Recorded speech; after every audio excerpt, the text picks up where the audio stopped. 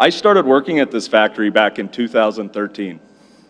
Sadly, in 2021, the factory was struggling.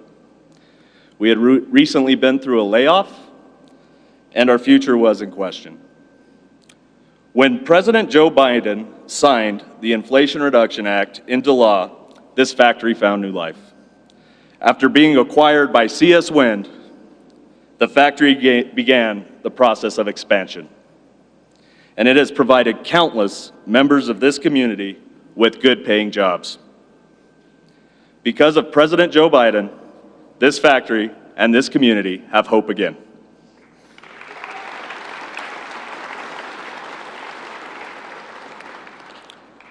I would like to thank CS Wind's chairman, Gim, who has invested so much in the community of Pueblo. Thank you, Mr. Chairman.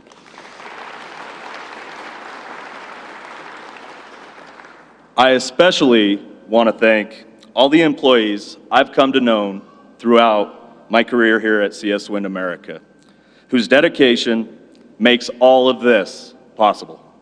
Thank you.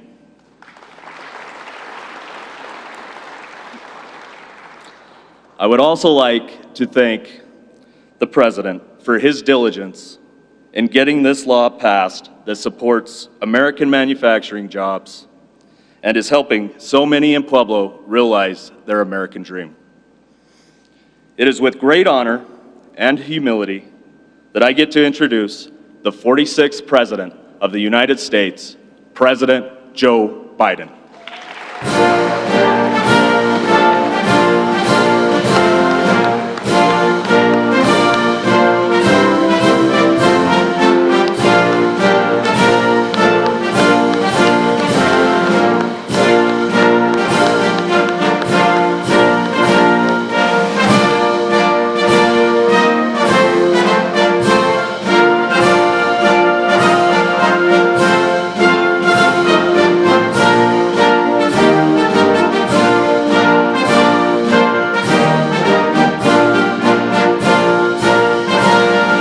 Thank you, Tony. Thank you for the introduction.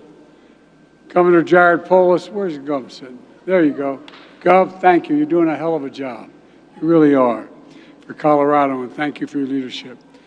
And Nick, Mayor, the mayor here. You know, I walked off, stand up, Mr. Mayor, so they see you. I was on the plane. They came to meet me at the Air Force One. I'm on the plane. I'm on the phone talking with my national security team about the next tranche of prisoners being released. And I knew I was running late, so I came down the stairs of Air Force One and ran right to the car, ran right by the mayor, and everybody came to see me. Mr. Mayor, again, I want to publicly apologize for that. Thank you. And a good friend of mine, a guy who's been a great partner, and a guy who is doing so much for this community, John Hickenlooper. Thanks for being such a great partner, John. I really mean it. I said there's one word. I was introducing John at another event, and I said there's one word that can describe John Hickenlooper, the most important word for an elected official: integrity. He's a man of absolute, total integrity. Thank you, John. And Chairman of CS Wind, Kim, where are you? There you go, man. Thank you. We've had more picture taken together lately that he's probably going to hurt his reputation back home. But I am friends with your leader, Mr. Moon. Home. We're good guys. Thank you for all the, and I want to thank all the tribal leaders for joining. All the tribal leaders are here.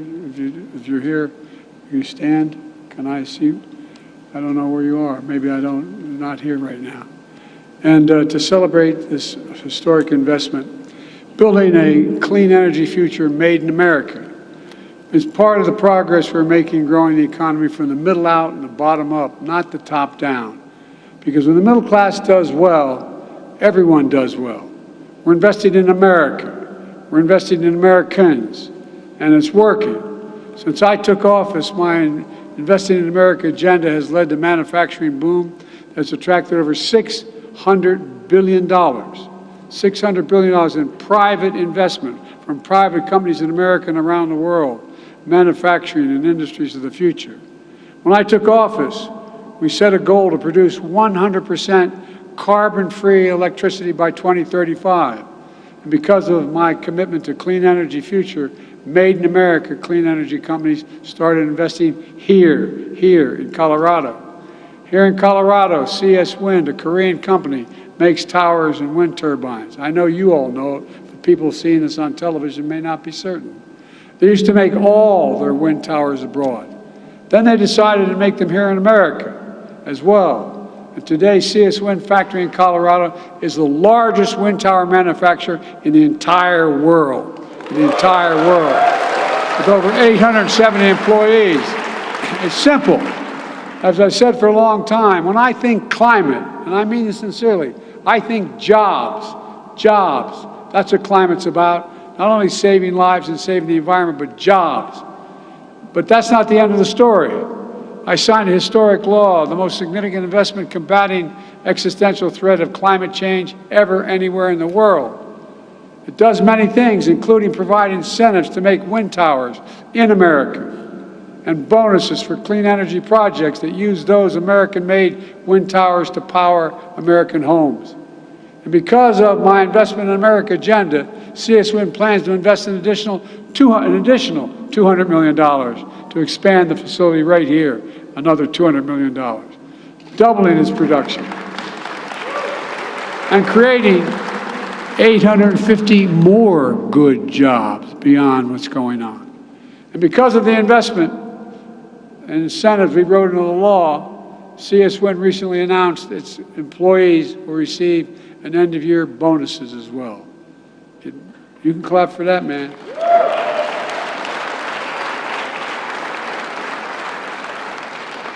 It matters. Like I said, when I hear climate, I think jobs. Here in Colorado, the wind turbine manufacturing Vistas is investing $40 million to expand its factory and hire an additional 1,000 employees.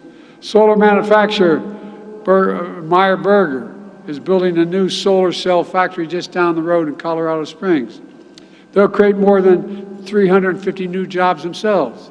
And all across America, instead of exporting jobs, companies, both foreign and domestic, are creating jobs here in America and exporting American-made products.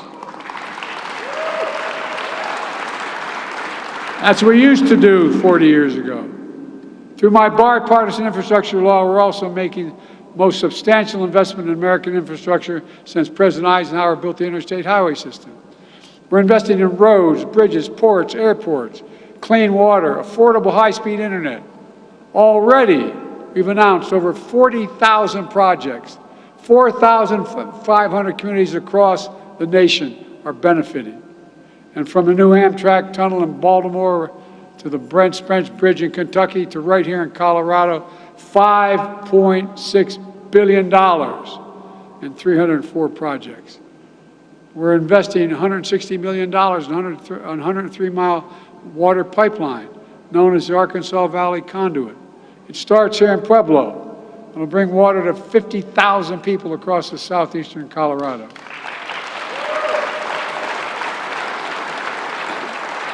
And that's not all. We haven't forgotten tribal lands here in Colorado. We're investing over $66 million in tribal lands here to ensure underserved Native American communities have access to affordable high-speed internet.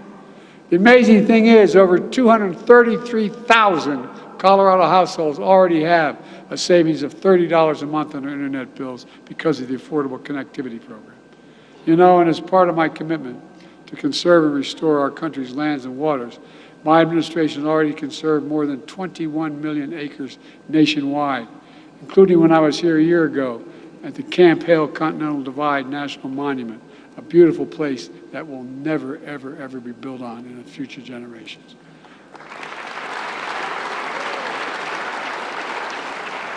We're also bringing the semiconductor manufacturing back home. We invented the computer chip. We invented the semiconductor. All those computer chips smaller than the tip of your finger that affect nearly everything in our lives, from cell phones to automobiles to refrigerators to advanced weapon systems. America invented these chips. But as time went on, we went from producing 40% of the world's chips down to just over 10%. That's why I designed and signed the Chips and Science Act.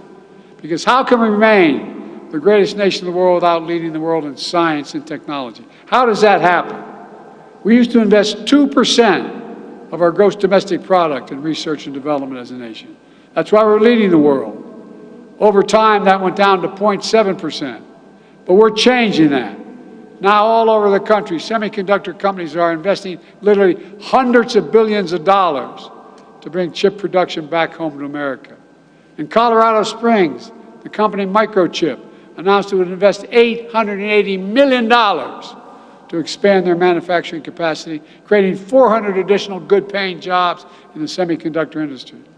And the fabs, that's what they call the factories they build in, these fabs, they pay an annual salary over $100,000 a year. And guess what? You don't need a college degree to get the job. Folks, things are changing. We're also focused on growing the rural economy. Let me put this in perspective for you. Just 4 big corporations control more than half of the markets in beef, pork, and poultry in all of America. And because so few companies control so much of the market, if one of those processing plants goes offline, it can have a massive impact on the supply chain disruptions, slowing production, and costs farmers real big. Under my administration, Colorado has received millions of dollars to strengthen and expand access to small, mid-sized meat and poultry processors. The big guys don't like it, but guess what? You have a guaranteed access. Having facilities close by means farmers and ranchers have a better shot at getting a fair price for their product. We're also helping farmers and ranchers deploy clean energy systems like solar panels on their farms and ranches, lowering energy costs and increasing their incomes. When farmers and ranchers do well, when the wealth they generate stays in Colorado, when their children can stay in Colorado, it builds a stronger rural economy.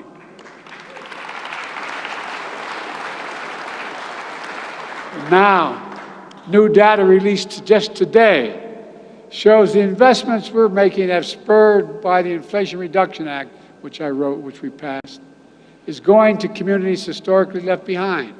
Since I signed the law, 99% of clean energy investments in Colorado are in counties with average incomes below average, below median household incomes. When I took office, I vowed I'd be president for all Americans, whether you live in a blue state or a red state, whether you live in rural or urban areas. And we're delivering on that promise. But folks, we haven't gotten a whole lot of help from some members of Congress. On the other side of the aisle, in the United States Congress. The historic investments we're celebrating today is in Congressman Boebert's district. She's one of the leaders of this extreme mega movement. She, along with every single Republican colleague, voted against the law that made these investments in jobs possible. And that's not hyperbole, that's a fact. And then she voted to repeal key parts of this law. And she called this law a massive failure. You all know you're part of a massive failure?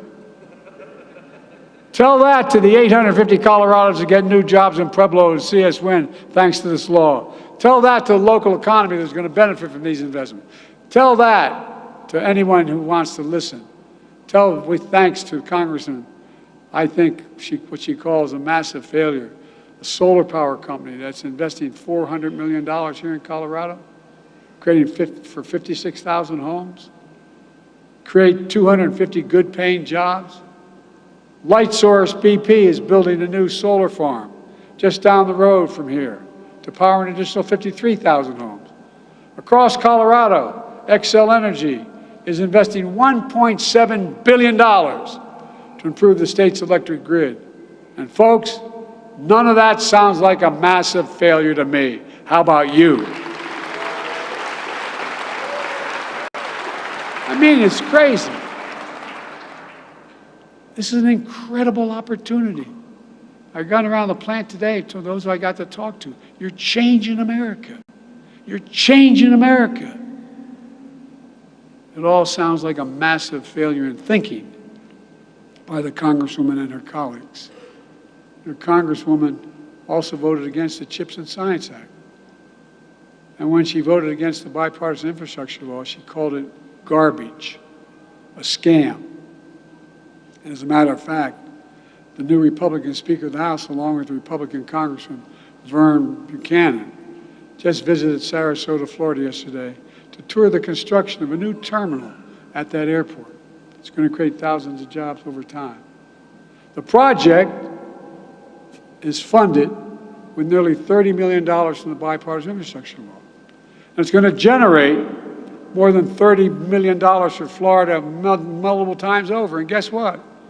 Both the Speaker and the Congressman voted against the law and spoke against the law. But now they're down there taking credit for it being built. As my mother would say, God love him. As one of my friends back home would say, that's real chutzpah. That's real chutzpah. Meanwhile, my predecessor wants to get rid of the Affordable Care Act. Over 40 million Americans today get their health insurance through the Affordable Care Act. His plan is to throw them off that plan.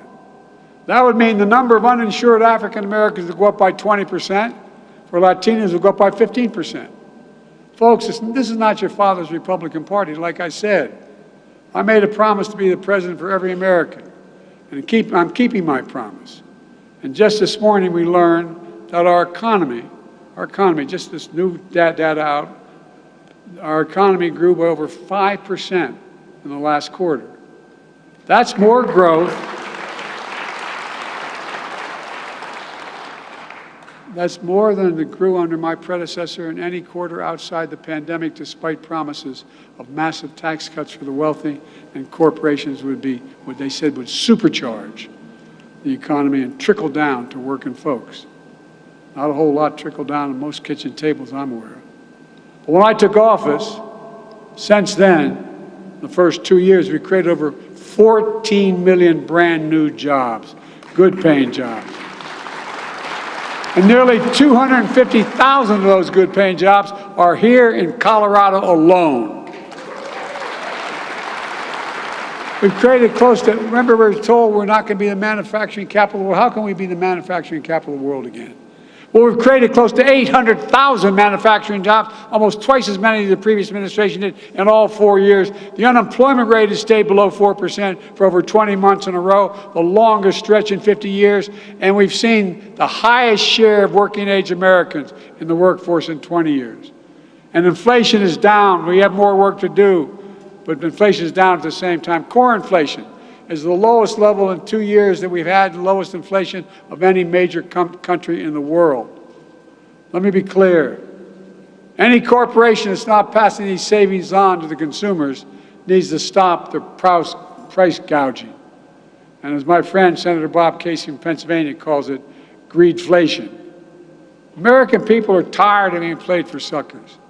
Look at all the hidden fees you have. You find out, you call up your bank and you want to find out what the balance in your account is. They charge you $20. I can go on and on and on. It's wrong. One thing I said after we passed all these major pieces of legislation, so the next big battle is going to be whether the very wealthiest among us begin, and the biggest corporations begin to start paying their fair share. I'm not talking about 80%, 70%, 90%. I'm talking about the highest tax rate in America is 38%, 36%. Let me be clear. The Speaker, Donald Trump, and the MAGA Republicans here in Congress are committed to protecting their outrageous tax cuts for those at the very top. And they're going to continue to oppose investing in all those programs that help people, whether it's in education, healthcare, or whatever. I have a different view. One of the ways that we paid for all those investments, and we paid for them, and by the way, I cut the federal deficit of over $7 billion while doing all this. But one of the ways we paid for these investments by making corporations begin to pay their fair share. Some of you may remember all the publicity back in 2020. 55 of the Fortune 500 companies in America made $40 billion in profits. That's good. You know what they paid in federal taxes? Zero. Not a penny. Not one penny. Because of the law I signed, billion-dollar corporations now have to pay a minimum of 15% of the federal tax That's even less than you all pay. But they're paying zero before. That paid for all the work we did, and we have more work to do. Does anyone think the tax code's fair? If you do, raise your hand. I'm not joking. Even people doing well don't think it's fair. You know, we had about 750 billionaires in America before the pandemic. Now there are 1,000. You know the average rate those billionaires pay in their federal taxes? 8%. They make $1 billion, and they pay 8%. Raise your hand if you pay more than 8%. Every one of you do. I'm serious. Think about this. I mean, just think about it. That's less than a firefighter or a teacher or so many other people pay. That's why I'm proposing a billionaire minimum tax. Get this. A billionaire minimum tax, not even at the highest rate, at 25%, which was a lot of you pay if you're making a family of four making $150,000 a year. If just 25% is still 10% lower than the top rate, and it would raise $440 billion over the next 10 years. Just paying 25% instead of 8%. Imagine what we could do if we just made these billionaires pay their taxes like everyone else. We could use it to strengthen the Social Security and Medicare system instead of cutting them, or like Congressman Trump and Bo want to do. We could use it to help millionaires and millions of families afford, instead of millionaires, millions of families afford a little help with senior care. How many of you have a mom or dad that they don't want to have to give up all the value in their home, sell it and go to a nursing home? But you know, if they just had someone there at dinner time to help them with the dinner, or just had them in the morning there, just a little bit, they could stay, save a lot of money, and be a hell of a lot happier. Or we could do, what would we do with child care?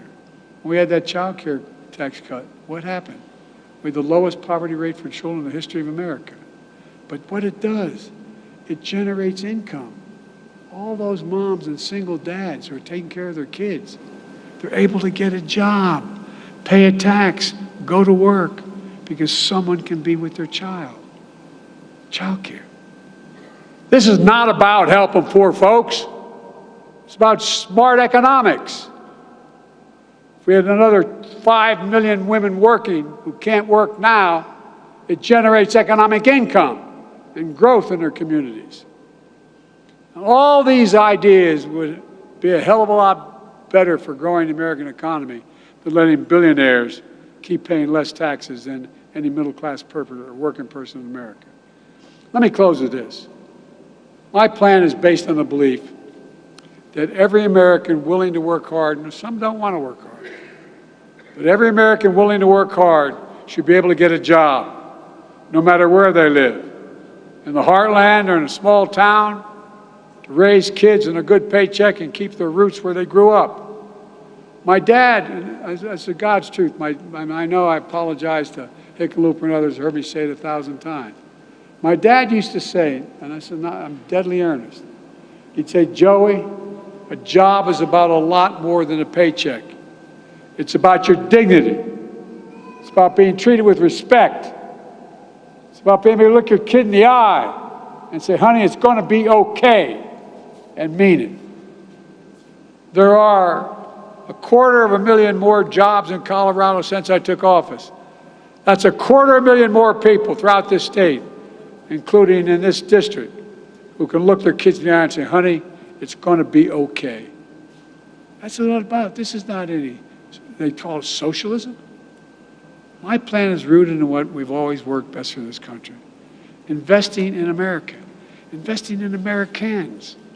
Because when we invest in our people, when we strengthen the middle class, we see stronger economic growth for all Americans, not just the middle class. Everybody grows, for real. Here's the deal. I've said this, and I said this to Deng Xiaoping in the Himalayas, and I've said this to every world leader.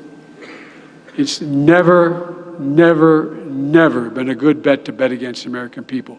Never, never, never. And I can honestly say, I mean this from the bottom of my heart. I can honestly, I've never been more optimistic about America's future than I am today. We just have to remember who in God's name we are. We're the United States of America. There's nothing beyond our capacity when we work together.